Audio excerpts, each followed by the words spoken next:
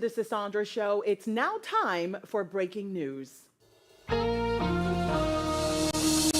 Before we dive into the 2024 debate that happened last night, today marks the anniversary of 9/11, a day forever etched in all of our hearts. On this day, we honor the bravery of the first responders, firefighters, and law enforcement officers who made the ultimate sacrifice. And we remember the 2,750 innocent lives that were tragically lost. The weight of that day still lingers with us, a reminder of the unity, strength, and resilience that emerged from the ashes. As we remember, we continue to honor the heroes and carry the memory of those we lost, ensuring that their legacies will never fade. Today, we stand united in remembrance and reflection. Now, joining us to discuss the 2024 debate is the blog guru himself. Ladies and gentlemen, please welcome Polo. Polo? So great to see you with that $1,000,000 smile. Please have a seat. Yes. I am doing fantastic. How are you? I'm doing so good. You Better know- that I'm here with you. Oh, I love that. Likewise, it is great to have you back. Did you watch the debate last Oh my night? God, did I?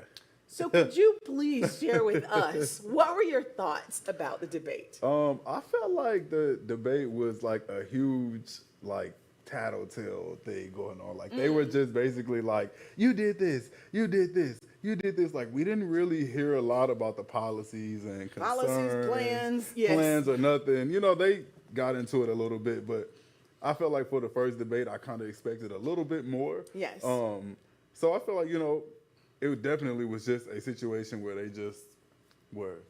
Just tit for tat. They wanted to see who can get the best out of each other, who has the best argument. They already had it set in stone that there was, the mics were muted, which really didn't work. Right, not at all, because you could hear them You talking really over still it, hear right, them, in the right. room. So do you think that Kamala's push to help the middle class with things like housing and child tax credits will sway people who are still on the fence, or was former President Trump's take on the economy more convincing? No, I actually believe Kamala held her ground for sure. She spoke on some prominent things that I feel like as a country, we need. To be honest, when they asked Trump what's his plans, he said he didn't have any plans.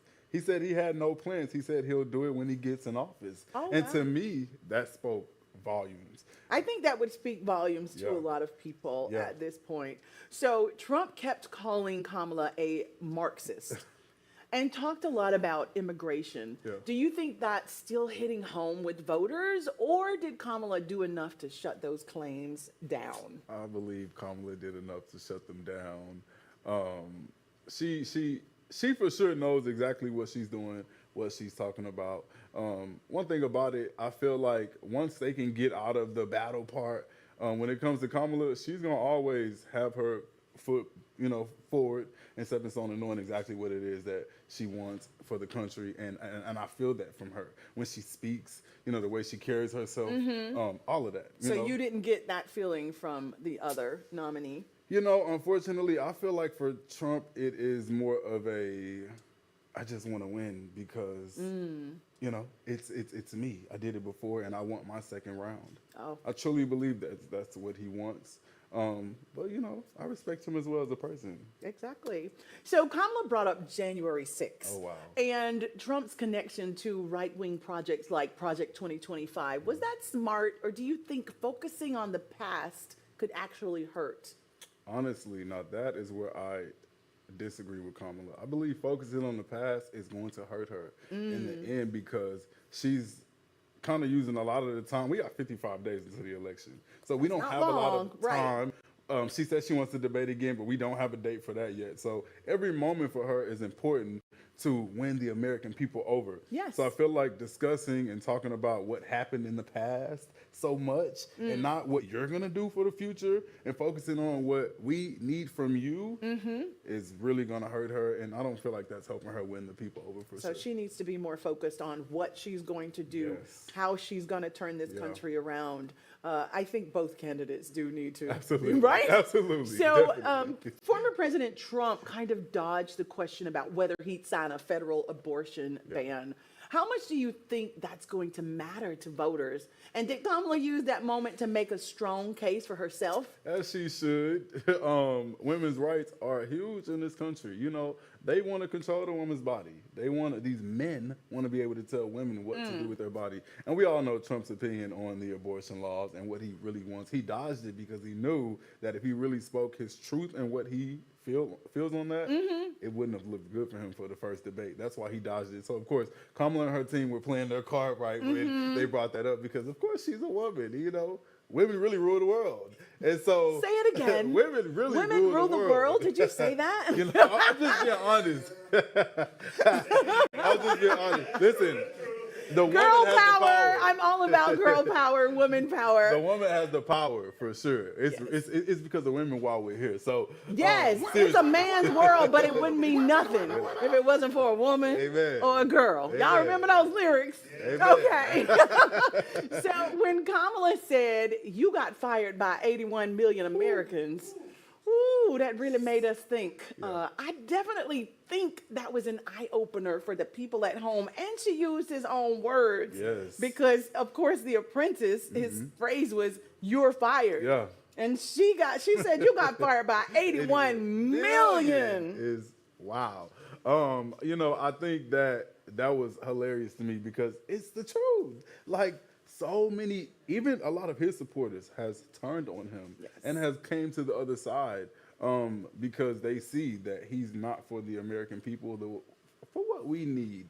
We need somebody much more stronger to be in the House, you know, making sure that we're good. So most definitely, yes, Trump got fired by 81 million people, and I thought that was hilarious. When I tell you, my jaw dropped. I was in the room with about 200 plus people watching the debate last night, and everybody was just like, "Ooh." No, it was him continuously saying, I'm talking. Remember that? Yes. Well, I think each one of them were taking each other's quotes and They kind were. It of was making hilarious. it their own, which was very interesting. was. Polo, it's always a pleasure to have you on the show. Yes. We know you're going to come back and see us again, right? You know I'll be back. We love it. We love it. Thank you so much. Absolutely. So, up next on today's show, we're diving into a story that is truly heartbreaking.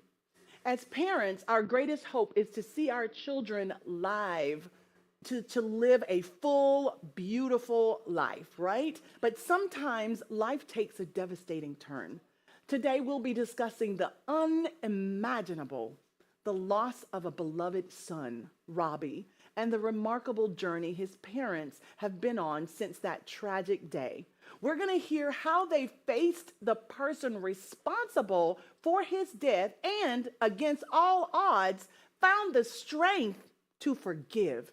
Y'all, please join me in welcoming Robbie's parents, Jean and Dory Greason.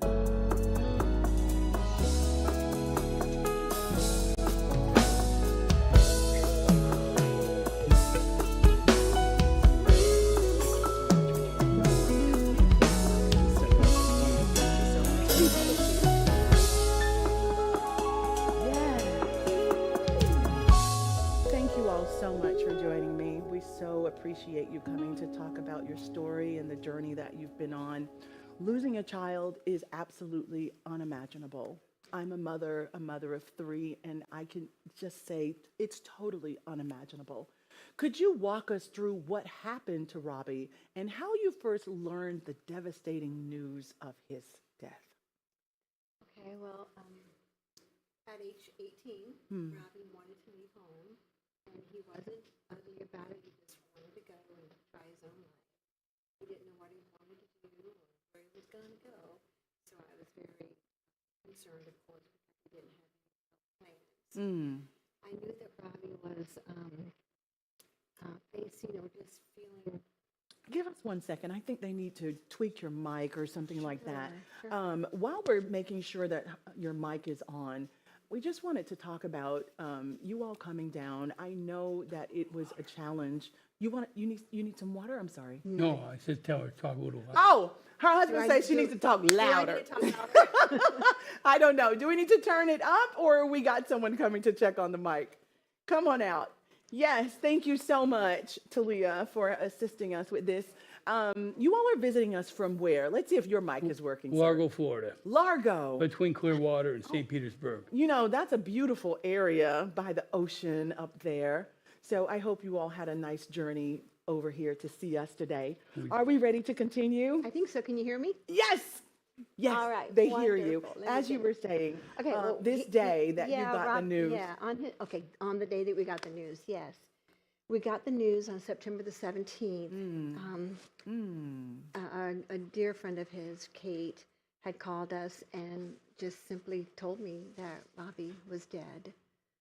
She told you over the phone. Over the phone, right. She was in, I guess they were in Wisconsin, not Wisconsin, but Milwaukee then. I'm not sure where she was. They did a lot of traveling. This But I was had- 9 years ago. 9 years ago, and I had just finished up with a business luncheon and was on my way back to the office. And I went through a Starbucks to get some coffee on my way back, and I was just praying for Robbie, like I did a lot for both my kids. And I was praying for Robbie. And So you asking- could feel something in No, the I didn't atmosphere? feel it all that. I just prayed for them on a regular basis. Ah, okay, So I was okay. just praying for Robbie that God would, Lord, thank you that you're with him. Help him to feel your presence. Just my prayer. I often prayed for Robbie. And then I got a phone call, and it was Robbie's picture.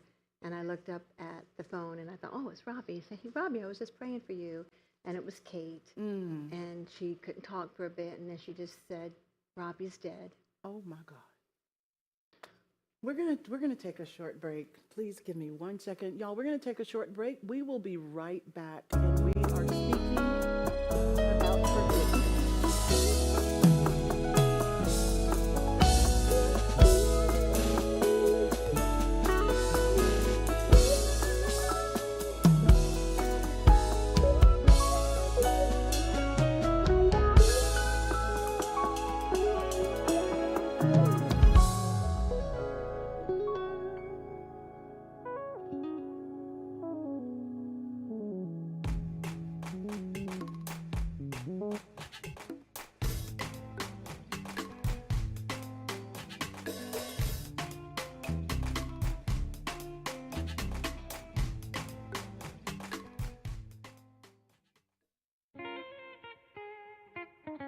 We want Yes. Let me come back. We love it.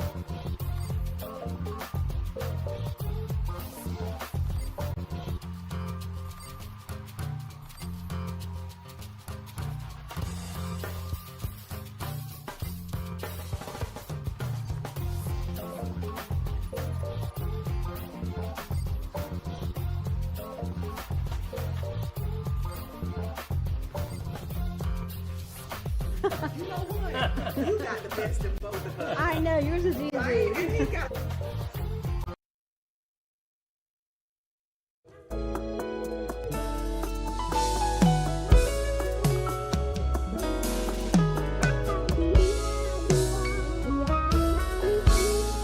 Yes, hello and welcome back to the Cassandra Show. I am sitting here with the Greasons, and before we went to break, we were discussing the phone call that no parent would ever want to receive. They received a phone call. It was their son's phone, but the voice was not their son's when she picked up the phone. It was someone calling to tell her that their son had been taken away from them. Right. At the time, Kate did not know how he died. She just knew that he had died. He was dead.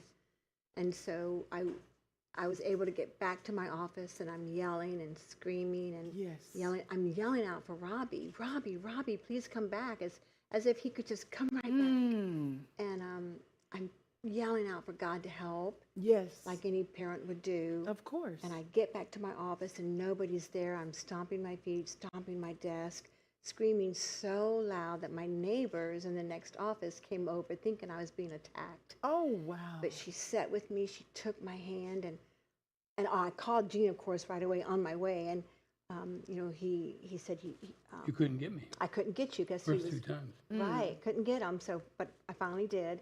But my neighbor came and she held my hand and she just stayed with me in the office adjoining our office. That's so good. Yes. I mean, God met every need, In that every moment. emotional need, right? And Gene came. We embraced.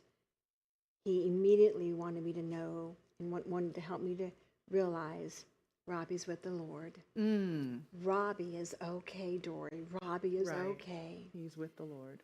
He had told us several times. Several times that he had put his faith alone in Jesus as Really? his Savior. That's Even though amazing. he wasn't walking with No, Jesus, he wasn't. he would often have people he met on the streets call us so we could share the gospel. Yeah. You know, Really? The Yes. fact that God loves us all, Jesus died to pay for our sin, Yes. wants to offer each of us the gift of eternal life. All we can do to receive it is to believe in him. Yes. And people on the streets need to know that. Yes, they do. And that's what Robbie was doing. He was sleeping on the streets. He was jumping trains, running from state to state. Oh, He spent wow. his adult life doing that, living a street life. Really? And he was addicted to alcohol. And we had hoped he had just put himself into a rehab place for a month. We were hoping that when he got out, everything would go good, but he had relapsed. He was depressed. He even has told many people he wanted to die. Oh, And so what happened was Lindsay, somebody he had just met 26 days before, she said, I can do that. And she strangled him to death. she did it because. Yeah, she strangled him to death. And when she got the news, we didn't know that. We found out a few hours later Oh, my goodness. on the internet, we found out he had been strangled. Well, we are in prison ministry. Yes. And we knew that people in prison can still have a great life. They can come around. And we've been in prison ministry 20 years. Right. But we waited until she got her sentence. She got a 60-year sentence. And then I wrote her a letter and let her know that she was forgiven. And that we forgive her. And that God would too. If she hadn't already received his forgiveness, he was offering it. And so it wasn't, and Dory tried to write her but couldn't. And it wasn't until she wrote me back a very nice letter, and Dory wrote her, and then letters began to pass back and forth. And the communication kept and, going. Oh, yeah. And then So that- my question that's to when the y'all- love grew Yeah, yeah. between us. The love, wow. It to did. love someone who actually took the life of your child is definitely a God thing. It is. So you've been able to forgive Lindsay, who was responsible for Robbie's death. Right. But what was the turning point for you in reaching that decision? Okay, well, we both, if you're not, I think you're the same. Yeah, we both knew that we were going to forgive her. Wow. We forgave her within 3 days. We did. Really? before we even knew What we did her was we circumstances. I simply went through the motions. My emotions weren't there, but I went through the motion of what does God tell me to do? I needed him so desperately to help me. Yes. It was so tragic for me Yes. that what do you want me to do, God? How do I handle this? Well, I knew already I needed to forgive her. Yes. And so I just went through the motions of doing that. We wrote names on a piece of paper, all the names that we could think of that we thought could be at all responsible for any of Robbie's, the direction he went. We put our own name on there in case we blamed Wow. ourselves You for were anything. accountable for And even your actions. and we also put God's name on there, not at all because he needs to be forgiven. He didn't do anything wrong. Right. But we could have started blaming him. that We're he- not stopping it. That he didn't stop Right. it. So we just said, God, we're just going to put your name on here too. You're not on the hook. We forgive all these people, but we're not going to blame you, God. We're going to thank you. We're not going to hold bitterness toward Yeah. anybody.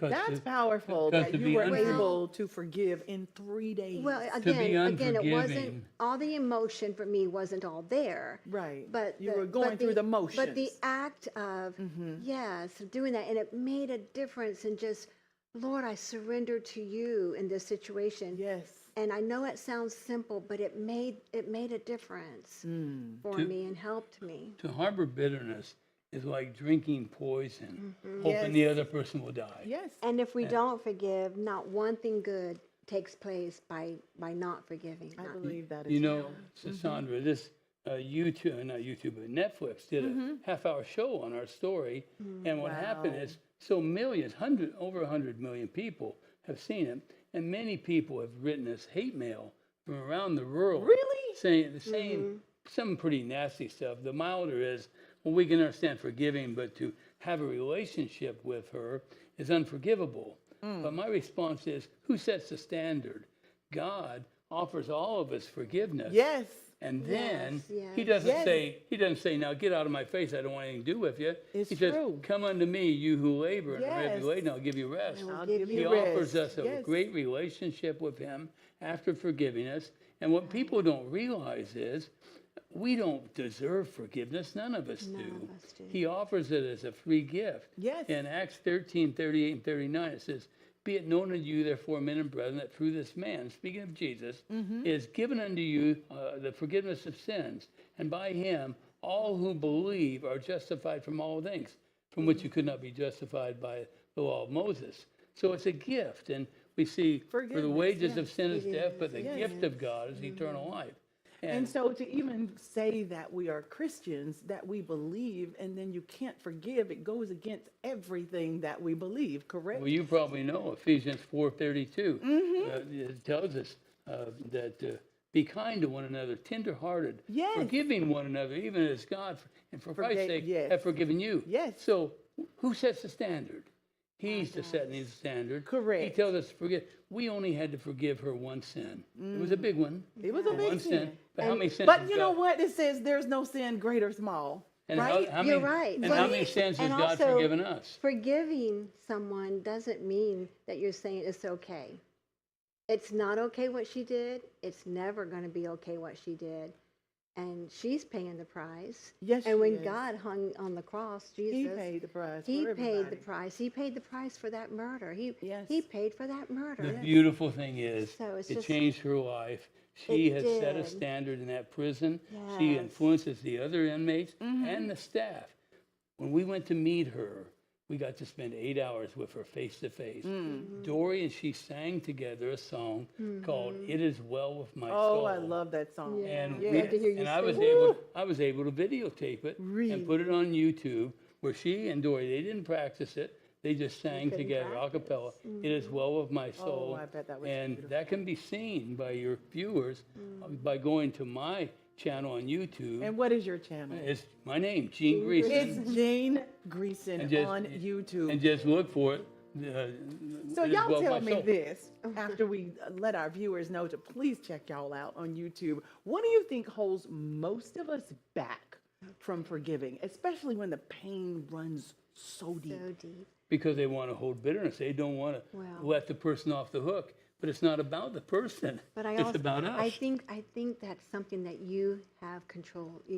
Forgiving. You have something though that you can hang on to. Yes. And like if you forgive, it's like you're going to let go of your loved one. Yes. You know, and it's like they may think you're betraying. I would be betraying my loved one if I forgive. The person that hurt them. Right, if they hurt a loved one or whatever, you know, or if you're hurt yourself, you're gonna be saying it's okay. Right. But that isn't what it is. It's just getting them off your hook Yes. and on to the all-knowing God's hook, who knows how to take care of that injustice. Yes, it's so true. He You says, know, "Vengeance is is mine, I will pay. And then it gets you off that Yes. horrible, bitter path that you're on. I had a pastor that once said when I was in church, he was like, y'all know what? Y'all got all these people that you have issues with, and you just put them down in your own personal dungeon. And every now and then you'll go down there and you'll stomp on them Yeah. and you'll do whatever. But you Sure. know what? You're not hurting them. You're hurting yourself. That's It's exactly showing up right. in high blood pressure. It's showing up in diabetes. It's showing up in anxiety. Yes. It's showing up in so much. So it's hard to forgive, but Yes. forgiving frees you. It does free us. It frees and you. when Lindsay started excelling in her life and started being able to walk in her the freedom forgiveness. of forgiveness, I had to go through different levels of, oh, she's getting too free. See, yes. She's- Oh, we she- done let her. Yes. But I knew immediately, no. God says, I come to give you an abundant life. Yes. He wants us to walk with our heads So up. let her live. because And her he- too. Yes. And her too. It's so In true. fact, forgiving her has helped me to realize that that's only one horrible sin on my shoulders, and I'm not making light of that. But all that God held on His shoulders for us, Nothing and- compared to what yes, we've and gone it's through. just- When I it's tell you, helped let me me. to worship Him more. And I tell you, it's been such a pleasure to hear about the love you all have for the Lord and for Lindsay. It's time for us to go. God bless you to our Okay. viewers. God bless you. Until next time. Thank you so much to Christians. We love you. Thank you.